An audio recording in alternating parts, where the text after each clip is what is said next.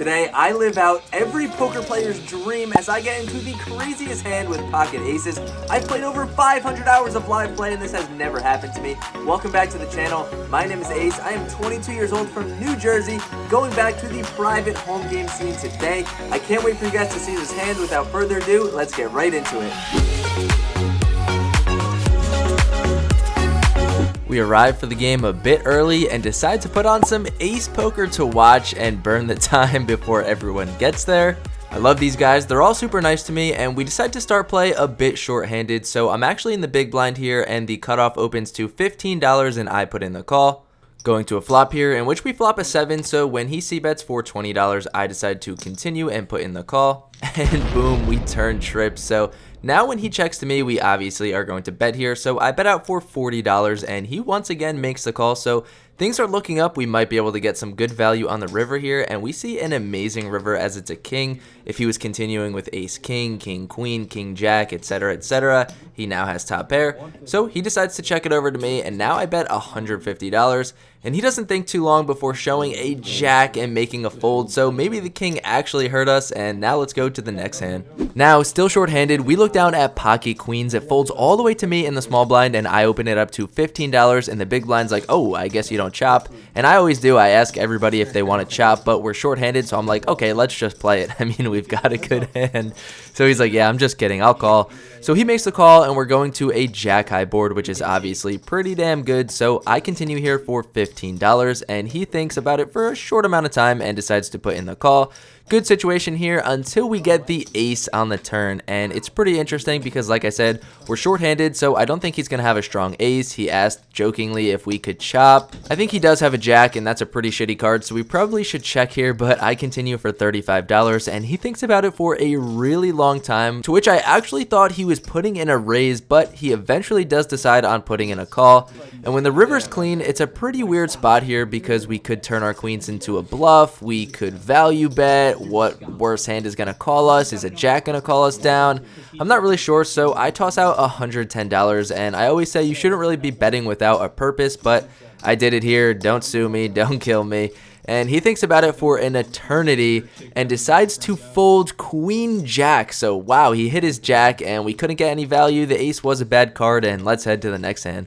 For this next hand here, we are still short-handed, so I decide to call a $15 raise with 5-4 suited, a very good hand short-handed, and we flop a 5 on queen jack 5, but when it checks to me, I decide to check this one back, and on the deuce turn, the initial raiser now goes ahead and bets out for $25. It's pretty weird. I think he could have a lot of like ace king of hearts. I don't see why he would check the flop with a queen, with a jack. I think he would just continue betting. So I decide to flick in the call, and just me and him are going to a river of a jack, which is actually a really good card, just lessens the chance that he's got a jack.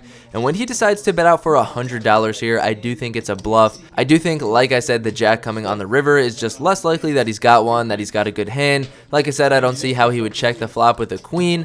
So after a while, I do something that I don't really do too much on this channel. I make a super loose call down, and we get punished as he shows jack 9 offsuit. Nice. Now we go one up from queens to kings, a pretty good hand here. We are in the big blind. There is a late position open to 15 and a flat by the button, so we decide to 3-bet it up to $55. I do think we should go a bit bigger, but the $15 raise makes things a little bit weird. Normally people are like 20, 25, and then I go 80, but nonetheless, I make it $55 and both players make the call, so pretty interesting. And we are going heads up to a flop of queen 7-4, so pretty good start here. There's a flush draw. I decide to continue for $55. The initial raiser folds and the button flatter decides to call. So I'm not really sure what he's got here when he calls. Maybe he's got something like 8-9 of clubs, 9-10 of clubs, jack 10 of clubs, all of those pretty good suited connectors that people just don't want to fold but don't ever really 3-bet or 4-bet. So we're going to a turn here, which is pretty interesting. The 10 of hearts. He definitely could have queen 10. Maybe he improved to a pair. Now he has 9-10 of clubs, something like that. So I just continue betting here for $110, and he lets it go. So we're on to the next one. And now for something you really haven't seen on this channel in a really long time. We look down at 3-8 suited. The table has filled up here. We decide to call a raise here for $15 and get a pretty interesting flop as we flop a backdoor straight draw and the obvious flush draw. So I started it off with a check. There was a bet to 20 and then a call to 20. So I decided to take advantage of the situation and raise to $75, and the first player makes the fold. So I'm like, this is great, we're going to get it through. And now the second player who just called the 20 now decides to raise to $325. What? I look over at his stack and he literally only has about $100 behind. So obviously it's all in or fold, and we probably should fold because if he's got a higher flush draw and going crazy, we are basically effed. If he's got a set, we're not doing too good. And this player is one of my friends, Keith. He's always at these games. Me and him always go back and forth.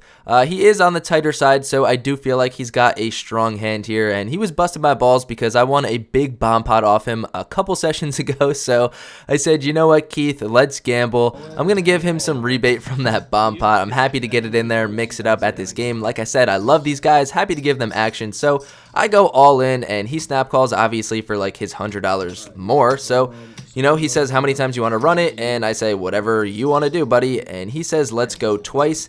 And he flips over a set of fours, which is not good. 444, you know my username. Fours literally never lose. So I'm fully not expecting to hit a heart, but let's go to 2 runouts here. The first board, nothing. And the second board, nothing. So unfortunately, we're going to start this session down about $500, but it's going to a good guy, and let's head to the next hand. And now we get into another pot right away with Queen 10 offsuit. We decide to call an open. Yes, very loose. I know, but I'm getting in there. Revenge mode activated, and we flop open-ended with Jack 9. There's 2 hearts out there. The initial raiser now continues for $60, and the player to my right calls. So I think about actually going crazy here and jamming, as like I said, we're down about $500-600 now, so we've got about $400 left in our stack. We didn't top up yet, but I decide to just make the call. I think it would be a disaster to kind of just get it all in right now with only a couple outs. I do think that at least one of these players is very strong, and I don't think they're going to fold. So I just decide to make the call, take my equity, take my pot odds, going to a turn in which we do not hit it. And now the initial raiser continues for $210, and now I'm just basically done with this hand until the next player makes the call. Okay, this is very interesting. We are getting really good odds to hit our straight outs, but who knows if any of them are dead, if some of these players are holding some of those cards. Like I said, the heart flush draw is out there, so if any of those cards come out and it's a heart, we could also just be getting coolered and lose. Like I said, I don't have too much money behind, so like I said, it's basically all in or fold here. I decide, you know what? Although we're down, although we want to gamble, we have to stay disciplined. I decide to make the fold, but let's see. I kept the camera running. Would we have hit? And no. And like I said, I knew one of these players has a good hand. The initial raiser goes all in, and the other player snap folds. So we'll never know what they had, and let's go to the next hand.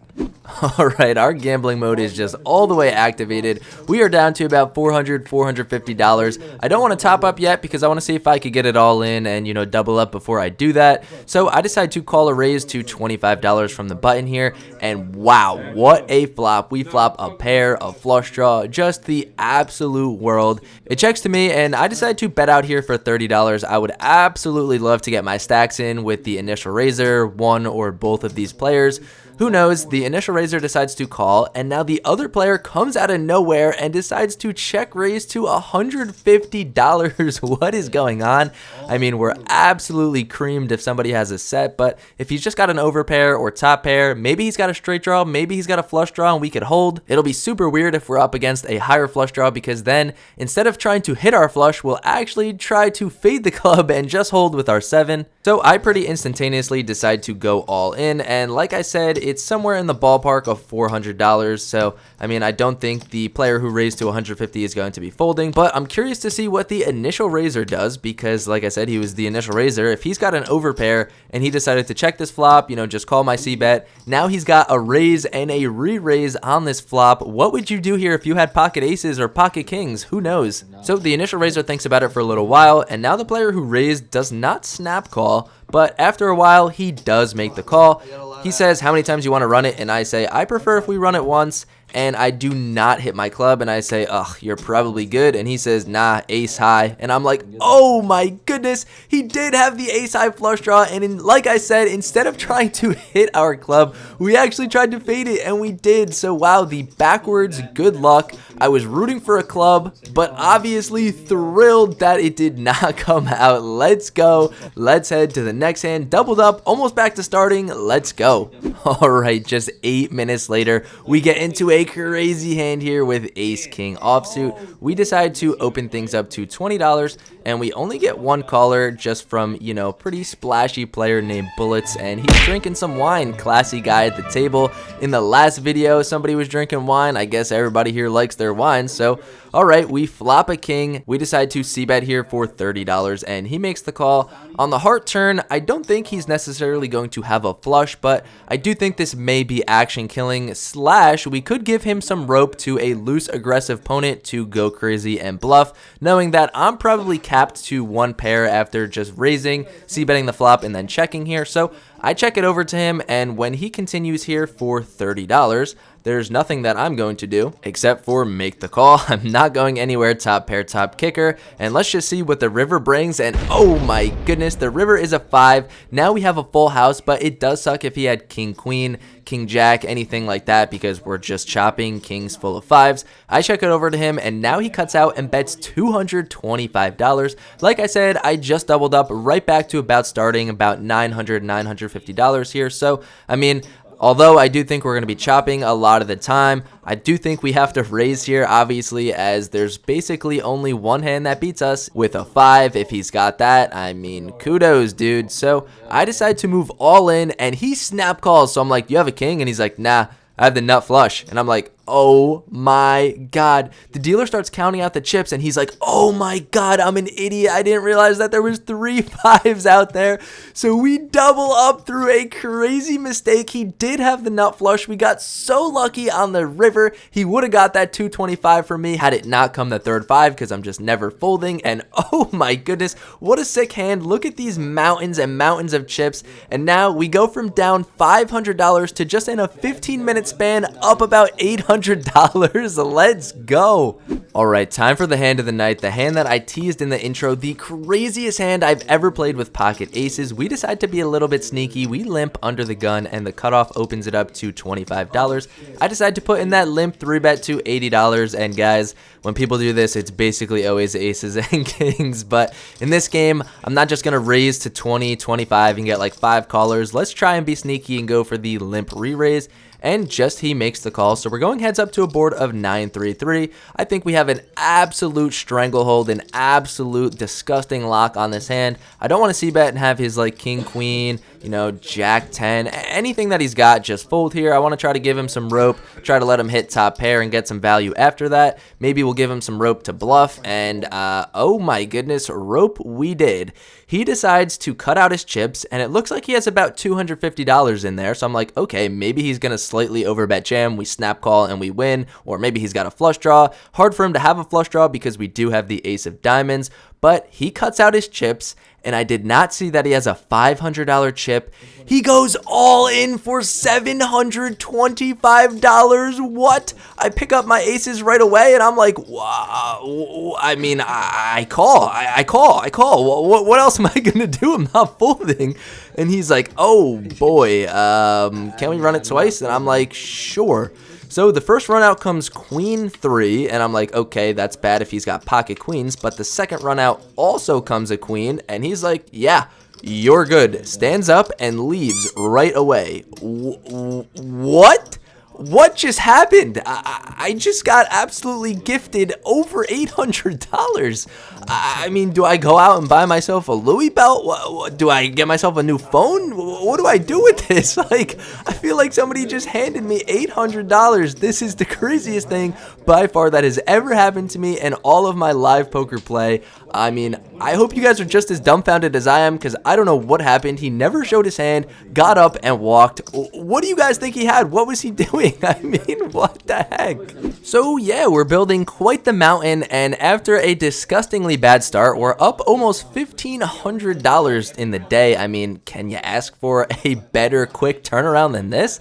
Let's go. All right, time for another really fun and interesting hand. Now we look down at pocket queens. We are in the small blind. There is a late position raise from the button to $15. I put in 3-bet to $50 and he makes the call. So we're going heads up to a board and we hit top set. Okay. There's not many boards that I would check with top set. There's not many boards that I would check with queens, but I do think on this board we just have it absolutely smashed. I mean, there's really nothing he can have here. So I decided to check it over to him and he does bet, but for $15. 15 into $100. I mean, what do I do here? Do I call? Do I raise? I think it looks really strong if we raise. So, I mean, fuck it. I guess we call. So I put in the call and we're going to a turn, which is a heart, which is slightly gross, but I mean, we are just never folding our queens here. So I check it over to him and now he decides to check it back. Seems like he was just stabbing. Maybe he's trapping us with the ace high flush draw. I don't know, but now the river peels off the most disgusting card in the deck. The Jack of Hearts. So many straights get there. Obviously, any heart beats us. And this is what you get for effing around, kids. Don't F around. So I decide to check, and now he decides to cut out some chips, and he decides to bet out for about $90. And I mean, is there literally any way that we can make the call here? This is, like I said, the most disgusting run out in the world. I flip up the queens, and I show them face up, and he decides to slide his cards over to me, and yeah, he just put his nuts all over my face. He shows 6-8 suited for the just disgusting bluff. He had nothing, so nice play, and that's what you get for playing with your food, huh? Should just raise and play it like a smart, regular person. I'll go fuck myself. Alright, now for another interesting hand here. I decide to open King Queen offsuit to $20, and we get 3-bet from the small blind to $80. And if you guys have watched a lot of my vlogs, especially from the Hustler, I called a bunch of re-raises with King Queen and got absolutely smashed. So not too fond of King Queen, so let's head to a board here in which we flop a queen top pair. I mean, things might get a little gross. Like I said, this guy is loose, aggressive, but, get a load of this. He doesn't really 3-bet a lot pre-flop. He really just decides to call and then put his aggression on post-flop. So this is quite concerning. So he decides to c-bet for $125, and I mean, I did not call King Queen offsuit to flop top pair and fold, so I call. I'm preparing to strap on my calling boots, go to war. This might get a little gross, but the turn comes, and now he checks. Okay. Time for me to bet here and kind of see where I'm at. Now, I bet $125. Take that, Bullets, little taste of your own medicine. He thinks for quite some time, and I'm like, oh my god, what is he thinking about? And he decides to fold, so nice to take that one down. No pressure, on to the next hand. Alright, just to let you guys know how fun and just loose and crazy this game is, we decide when we're shorthanded here, about 5-6 players, a couple people have left, we decide to play double board PLO bomb pots, but get a load of this, everybody has 2 cards face up and 2 cards face down. What the fuck? If you guys haven't heard of this and you're just seeing this now, yeah, it's crazy. And you can play these cards, just everyone can see them. So you can imagine how crazy this can get, thankfully, or maybe not, I don't know, but we don't flop anything, and we played a couple rounds of this. I didn't really get anything, and let's head to the next hand. I completely lied. I forgot. We did get into a hand with this. So we have Jack 9 showing. The person to my left has 9-10 showing. There's a couple cards out there, but we head to 2 flops, and on the first flop, it is 9-10-3, and on the second board of Jack 6-9, we have top 2 pair, Jack 9, and the player to my right also has top 2 pair, 9-10. So things could get a little messy. Basically, whoever has more balls, whoever wants to bet the other player out of the pot. But as we look down at our other 2 cards, which I'm just now realizing that I never showed. We show them a bit later here, so editor, maybe you could show them. We have 8-4, so actually on the board of 9-10, we have an open-ended straight draw of Jack 8, 9-10. And then, like I said, we still have the 2 pair with the Jack 9. So pretty interesting dynamics here, and I decided to bet out for $20. One player calls, and now the player to my right does decide to put his balls on the line, and he does raise. He raises to about $200, I believe maybe $175 was the pot. So I decide to flick in the call, and the other player decides to fold. So I'm praying that we could boat up, or we could hit a straight on the other board, which will be, very, very sneaky, and we can get into a massive, massive pot here. But on the turns of a deuce on the top and a 7 on the other board, now he might have a straight, and he might have us crushed, because say he just has an 8 in his hand, although that's less likely because we have an 8. Yes, I know, a lot to think about here. He now has a straight on the board of 7, 9, jack, because he'll have 8, 10, 7, 8, 9, 10, jack. So very, very interesting here, and now I decide to check, and I'm kind of just praying that he checks back, but that is not what he does. He decides to bet out $400-ish, and yeah, I decide to fold, and yeah, unfortunately, it is getting late, and that is the last hand that we played. We rack up, look at all these chips, look at those $500 chips. We book a $1,600 win over 6 hours. I am just absolutely crushing these games. I love these guys. If you're in Jersey and want to come, hit me up. Thank you guys for watching. Have a great day, and peace out.